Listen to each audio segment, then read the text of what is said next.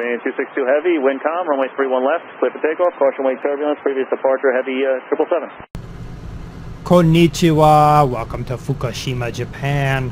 We are here in our Nakajima Ki27. As you can see, we have a small problem. I'll talk about that problem in just a second. Let's take a look at our Ki27. There she is. Nice looking aircraft. Nice looking aircraft. All right. First, let's talk about that prop. That prop is actually, I've done some research on these issues with props, because we had this before with the Brewster Buffalo, I believe. The issue is actually with Flight Simulator X Accelerated Service Pack 2. It has an issue sometimes with props and glass. I did not research how to fix this, but I know it's fixable. Just have to do the research. It shouldn't be too difficult to fix. It's a pain in the butt to fly the thing because you can actually see out your front windscreen, but I don't think that just completely detracts from the aircraft. It's still an interesting aircraft. So let's talk about our Nakajima Ki27. Oh, why are we in Fukushima? Fukushima.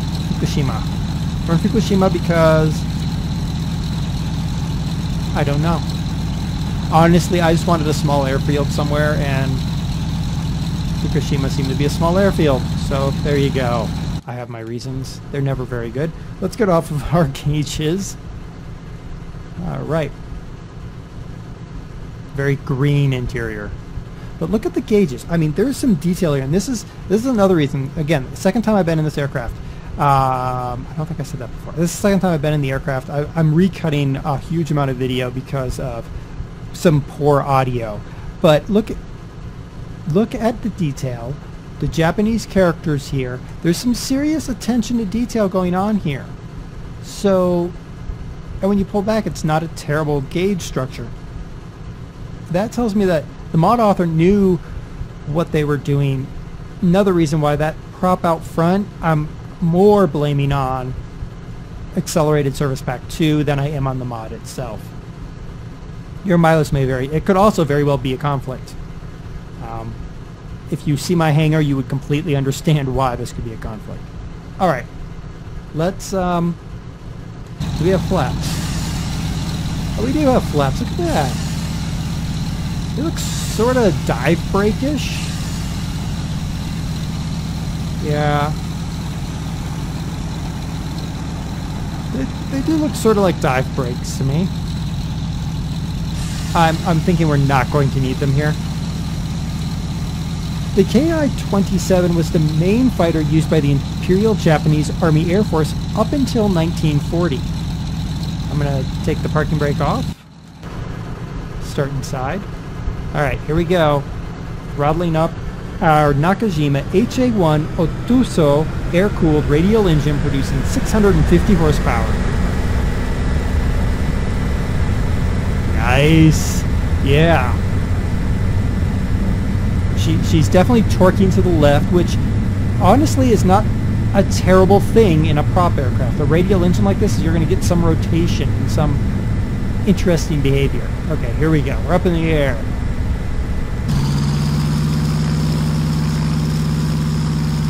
Okay, that's zero. That's dead stick right there. So we have a. We got to fix that. I got to roll my. Nope. Other way. I roll my elevator so I can dead stick. What are we doing? What are we doing here? Going up. All right. So let's.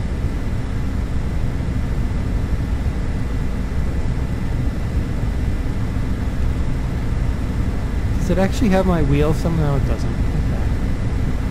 Alright, now we're going the opposite direction. Oh my goodness. Come on. Come on, baby. A couple more taps will do it. Okay, a little bit of a climb. I'm good with that. Alright.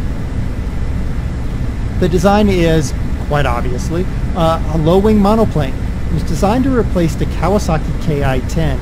It's called the Army Type 95 fighter, which was a biplane. So, huge improvement in the aircraft. Although it had a slower top speed and a worse climb performance than its competitors, the Army chose the Nakajima design for its outstanding turning ability because it had extremely low wing loading. Again, we've talked about wing loading, and it's just the lower your wing load, the more maneuver your aircraft is. Really low wing-loaded aircrafts are often aerobatic aircraft. This aircraft is extremely low wing-loaded, so very maneuverable. There it is, maybe? Okay, there is our airfield. We're going to make a circle around and try to land back at the airfield, of course. When placed into combat service over northern China in March 1938, the Ki-27 enjoyed complete air superiority, up until the introduction of the faster Soviet-built, and I'm going to mispronounce this, I'm sorry, anybody from Russia, Polikarpov I-16 fighters. When those were introduced and the Chinese started flying those, the I-16 was superior. Then, the I-16 is a good aircraft. There's no getting around that. But then the P-40 Warhawk showed up. Compare this, just visually, to a P-40 Warhawk. Now, this aircraft ran early on 2 7.7mm Type 89 machine guns. Later models ran one 12.7mm and one 7.7mm. What did a P-40 run? Did you say 60-50s? Yeah. 60-50s? 650s. Even 450s. You're going to tear an aircraft like this apart. P-40 is also a heavily armored aircraft. Not just armed, but armored. The preference of Japanese fighter pilots for the Ki-27's high rate of turn caused the Army to focus excessively on maneuverability, a decision which handicapped the development of faster and more heavily armed and armored aircraft. This aircraft could be torn to shreds by an I-16 or a P-40 because it was light. It was designed for maneuverability. It was designed to do a quick twisting dogfight. But if your enemy didn't want to get into that twisting dogfight, you were in trouble. If they came in at you, a beam, or they jumped you and you didn't know they were there, you were going to be in trouble because you just didn't have the armor or the armor or armament. I'm going to keep doing that to keep up with them.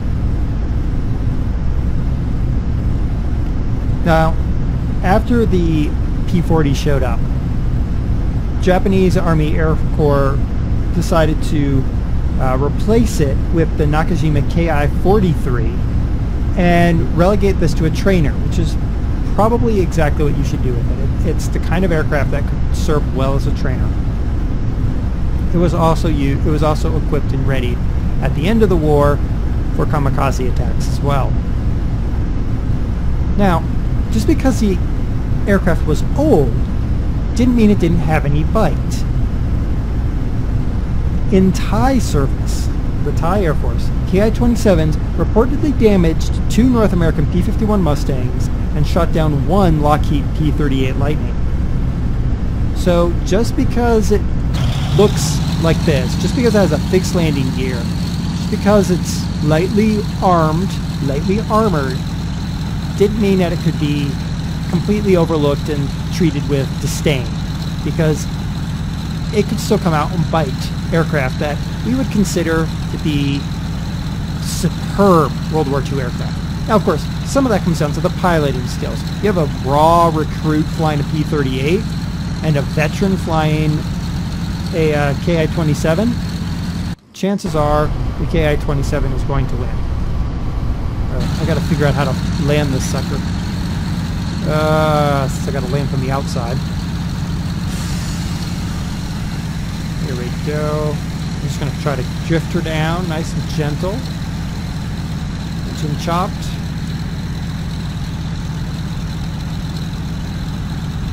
Ooh. Okay, so not the cleanest landing in the world. There we go. But you have to admit, for not being able to actually see out from my aircraft.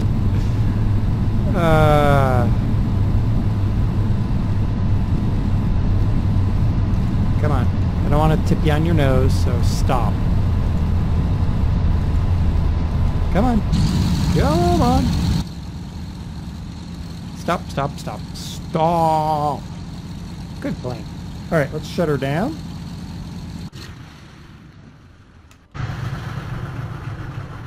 And see, the prop is there, so it's not like they didn't model the prop. All right.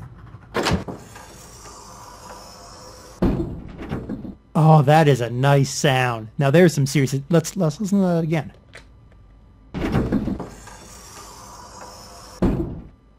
I mean, that's almost to the level of like the sliding window on the OMSI bus simulator. That sounds really nice. That is really nicely done. All right, so this is the Nakajima Ki27 with Flight Simulator X accelerated SP2. It does apparently have a prop issue.